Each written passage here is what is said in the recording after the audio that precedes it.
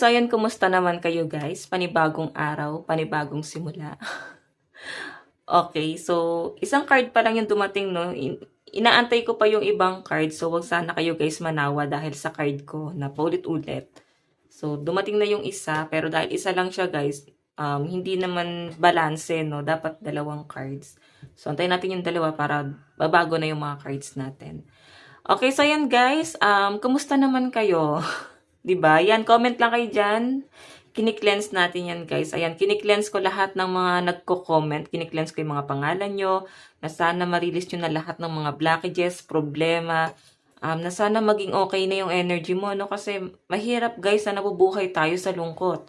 So, ayan, kini-cleanse ko yan para mas mag-focus ka na lang doon sa masasaya, magagandang bagay, okay? So, yun, guys. Balik tayo sa topic, energy mo. Energy ni person. Daman mo sa person mo. Ayan, parang may nagluto ng meatloaf or ano ba to? Parang something meatloaf. Oo. Siguro prito ang ulam mo. Tignan natin guys, ano nararamdaman ni person sa'yo?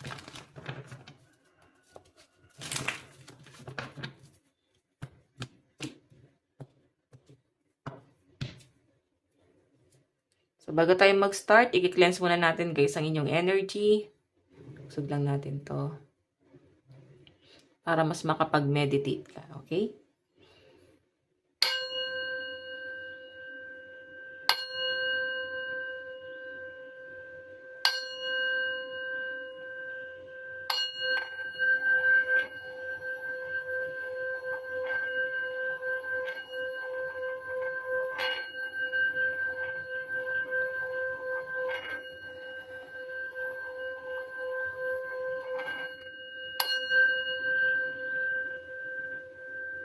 Okay. So, tignan natin guys, ano ba ang nararamdaman ni person sa'yo ngayon? Baliktad pala yung card ko. Sorry naman. Oh my God! Nagmamakaawa ka ba sa person mo? Or pwede may communication pa kayo guys? Kung di nagmamakaawa, maaari may pag-uusap. Siguro sinasabi niya na antayin mo siya. Tignan mo ayun nakapokus siya ka sa third party or pwedeng may ibang taong involved. So, I think, meron siyang ibang pinagtutuunan ng pansin. Pwedeng siya ay may love life na. Pwedeng may, di ba, may jowa na siya, may asawa na siya. Medyo selfish yung energy kasi kung mahal ka ng person mo guys, hindi ka na ito pag-aantayin. Di ba? Hindi siya mag-aalinlangan sa inyong dalawa. Sino pipiliin niya? Ito or ikaw? Pero mahal ka pa rin niya guys kahit na nakatingin siya sa third party, kahit nakasama niya to. Mahal ka niya Nandun yung emosyon. Four of Cups. Yun nga lang guys, may mga regret talaga si person. Naguguluhan siya. Hindi siya guys totally masaya kasi naguguluhan siya. Okay? So yung nararamdaman niya sa inyo guys, naguguluhan siya. Parang gusto kanya na hindi niya rin guys kayang i-let go yung isa. Diba? Paano ka tignan ngayon ni person? Diba, Four of Pentacles, guys? Kinikip ka ni person. Dala-dala pa rin niya yung memories nyo. Siguro hindi ka naman ganun naging masama sa kanya. Puro kabutihan lang din, guys, yung ibinigay mo sa kanya. So, paano kanya tignan? Niyayakap ka niya, Okay? Yakap-yakap niya yung memories. Hindi kanya, guys, talaga kayang i-let go. Okay, so titingnan natin ano yung magiging action ni person. The Hierophant. Pipiliin niya na rin dito guys kung sino yung mahal niya. So I think ikaw, ipo-first ko niya guys kahit na magsimula kayo sa level 1. Siguro, kung bakit pinili niya yung third party kasi baka may opportunity doon ang pwedeng dahil sa pera. Okay? Ngayon, I think pipiliin ka ng person mo kahit na magsimula kayo sa level 1. Okay, parang ganito lang yan guys. Pipiliin mo bang magkaroon na, parang, ano sino pipiliin mo? May pera pero di ka masaya? Or walang pera pero masaya ka? Parang ganon guys. I think ikaw yung pinili niya. Kung may pera ka naman guys, so maganda, di ba? Pero hindi siguro kagaya nitong isa, other person na may say talaga sa buhay. Malapit pa siguro sa family niya. Pero sa pinapakita sa akin guys, magiging action niya, pipiliin niya yung happiness niya. And I think ikaw yung happiness niya. Ang gandang title nun, no? Ikaw yung happiness niya. So, tignan natin guys, ano yung magiging outcome ng action niya. Diba? The Fool. Nakakatuwa to guys kasi mawawalan po talaga siya ng pakailam, no, sa ibang tao. Sasabihin ng mga tao kung paano sila guys, kung paano siya guys i-judge, kung paano siya titignan dito, kung ano yung kung sino yung mga tao nga alis sa buhay niya. Wala na siya guys magiging pakialam doon. So, kung tinatanong mo kung ipaglalaban ka ng person mo, yes, ipaglalaban ka niya guys. Sa side ni person, malakas po ang water sign, Cancer, Pisces, Scorpio, Capricorn, Taurus, and Virgo. Bottom of the deck, the Hangman. So, wala pa siya guys magawa na plano dito. So, I think kung ikaw ay napapaisip, para madam, matagal naman. Yes, matagal talaga kasi nakahang siya rito. Oo, nakahang siya rito. Matagal-tagal lang siya mag-decide, pero sa pinapakita sa akin guys, once na gumalaw to, tuloy-tuloy na yan. Oo. Okay? Kumbaga, sulit. Sulit yung pag-meditate niya ng matagal. Pero masakit lang talaga sa nararamdaman mo yan guys. Kasi, ang tagal niya mag-decide, 'di ba? Tignan natin guys, ano naman sa side mo? Ano nararamdaman mo kay person? Queen of Pentacles, mabagal. Para bang wala siyang plano, parang gano'n. Yung tingin mo sa kanya, anong plano mo? Ba't hindi ka pa gumawa ng desisyon? Ba't hindi ka pa magplano? Siguro naiinip ka na. Okay, pero nandun ka sa point na nag-aantay ka, oh. Okay, marami ka ng pinagdaanan. Alam, pag na-bored ka dito, iwan mo to. Parang bahala na siya dyan. Kasi sobrang sakit na guys. Hindi na guys, matatawag na makatarungan. Ganun yung na-feel ko. Kasi naiinip ka, oh. Alam mo, kat hindi mo siya antayin guys, maayos ang daloy ng pera mo eh. Swerte ka sa ibang bagay. Hindi mo lang guys nakikita. Ano yung tingin mo sa kanya? Wheel of Fortune. Nag-overthink. Wheel of Fortune kasi guys, moving forward, yun nga lang guys, maaaring nag-overthink na hindi na guys kagaya ng dati. Bakit ganito yung kinahinatnan? Ganun yung na-feel ko sa inyo. So, nag-overthink ka pero, moving forward ka. Okay? Tinutulungan mo yung sarili mo na mag-move on, mag-recover, mag-heal. Ayaw mong alagaan yung feelings. Yes, naka-hold ka sa mga memories, pero ayaw mong alagaan. So, malakas ang energy ng mga Aquarius sa side mo. Aquarius, Scorpio, Taurus, and Leo. Capricorn, Taurus, Virgo. Tignan natin guys, ano yung magiging action mo. Page of Pentacles. So, ako ito guys, mabagal si person. Ikaw medyo mabagal. Hindi ka pa guys makapag-decide. Pero moving forward ka. Okay? Yung iba sa inyo guys, kung hindi naman kayo guys, kung hindi ganun ka-open yung communication, nakikita ko na may pag-uusap pa rin naman. Oo.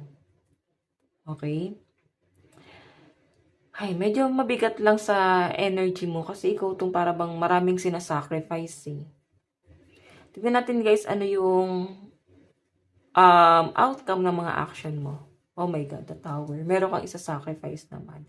Pwede may karelasyon ka rin. So, kung may karelasyon ka, I think, dalawang bagay lang yung naiisip mo. Ilalet go mo yung person mo ngayon para sa person mo, ay para sa kanya, or iiwan mo siya. Kasi guys, Page of Pentacles kayo. Medyo mabagal ka mag-decide, pero nakikita ko rito, i-end mo rin to. Hindi ka para mag-antay ng ganyang katagal. Hindi worth it. Ganun yung nakikita ko sa inyo. Hindi worth it yan. Okay?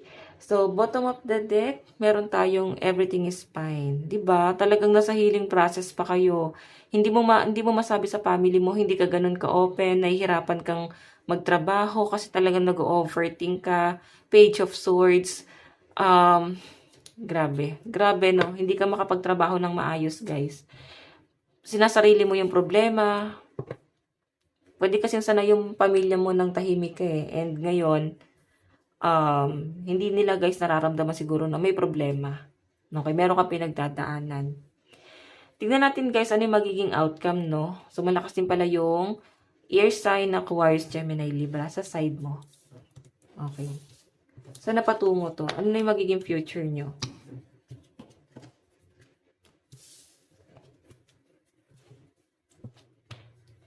Tingnan natin. Ano yung magiging future nyo?